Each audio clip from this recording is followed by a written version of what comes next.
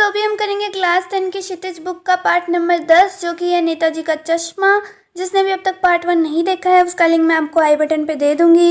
ये इस चैप्टर की समरी की पार्ट 2 वीडियो होने वाली है। सो अभी तक जिसने भी मेरा चैनल सब्सक्राइब नहीं किया है वो कर दो, बिकॉज मैं हिंदी के चैप्टर्स की summary, NCERT question answers, grammar related videos and important question की वीडियोज़ लाती रहती हूँ। सो अभी बिना देर किए स्टार्ट करते हैं। अब जो हालदार साहब थे वो इन्हीं सभी ख्यालों में खोए हुए थे कि क्या पता उसने चश्मा बनाने की कोशिश की होगी और असफल रहा होगा, या किसी बारीकी के चक्कर में टूट गया होगा, या पत्थर का चश्मा कैसे बनाते, इन्हीं सभी ख्यालों में रह गया होगा। तो हालदार साहब को ये सब कुछ बहुत ज़्यादा विचित्र लगने लग गया था। तो इन्हीं ख्यालों में खोए खोए उन्होंने पान के पैसे दिए और वो जीप की तरफ चल पड़े। फिर एक बार रुकते हैं और पीछे मुड़ते हैं और पान वाले के पास जाकर पूछते हैं, क्या कैप्टन चश्मे वाला नेताजी का साथी है या आज़ाद हिंद फौज का भूतपूर्व सिपाही है? तो पान वाला जो था उसने नया पान खा लिया था अब। तो पान पकड़े अपने हाथ को मुंह से 1.5 इंच दूर रोककर उसने हालदार साहब को ध्यान से देखा, फिर अपनी लाल काली बत्ती सी दिखाई और मुस्कुराकर बोला, नहीं साहब, वो लंगड़ा क्या जाएगा फौज में, पागल है पागल। वो देखो वो आ रहा है, आप उसी से बात कर लो, फ़ोटो वोटो छपवा दो उसकी कहीं। हालदार साहब को पान वाले के द्वारा इतना मजाक उड़ाया जाना, मतलब एक देशभक्त है वो कैप्टन चश्मे वाला, जैसा कि वो समझ रहे हैं हालदार साहब, तो हालदार साहब को बिल्कुल भी अच्छा नहीं लगा कि ऐसे पान वाला किसी देशभक्त का मजाक उड़ा रहा है। तो मुड़कर देखा तो वो अवाक रह गए।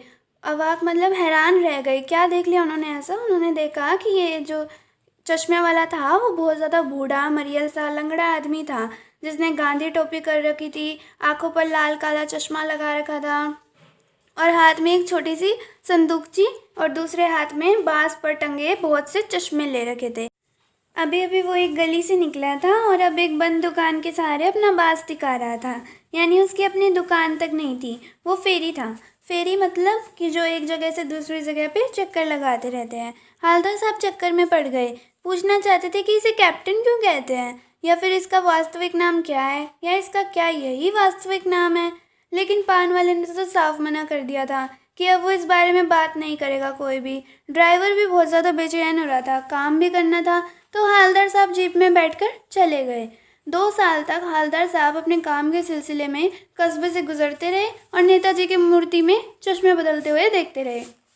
कभी गोल चश्मा होता तो कभी चौकोर, कभी लाल, कभी काला, कभी धूप का चश्मा, कभी बड़े कांचों वाला गोगा चश्मा, गोगो चश्मा, पर कोई ना कोई चश्मा होता ज़रूर था। इस धूल भरी यात्रा में हालदार साहब को कौतुक और प्रफुल्लता के कुछ क्षण देने के लिए ये चश्मे उनको देखने में बहुत मज़ा आता था और उनको थोड़ी सी खुशी मिल जाती थी इनको देखकर। लेकिन एक बार ऐसा हुआ कि मूर्ति के चेहरे पर कोई भी कैसा भी चश्मा नहीं था। उस दिन पान की दुकान भी बंद थी, चौराहे की ज़्यादातर दुकानें भी बंद थी। अगली बार भी मूर्ति की आंखों पर चश्मा नहीं था। हालदार साहब ने पान खाया और धीरे से पान वाले से पूछा, क्यों भाई, क्या बात है, आज तुम्हारे नेताजी की आंखों पर चश्मा ही नहीं है? पान वाला बहुत उदास हो गया। उसने पीछे मुड़कर मुंह का पान नीचे थूका और सिर झुकाकर अपनी धोती के सिरे से आंखें पोंछता हुआ बोला, साहब, कैप्टन मर गया। और फिर उसके बाद हालदार साहब कुछ भी नहीं बोल पाए। कुछ पल चुपचाप खड़े रहे, फिर पान के पैसे चुकाकर जीप में आकर बैठ गए और रवाना हो गए।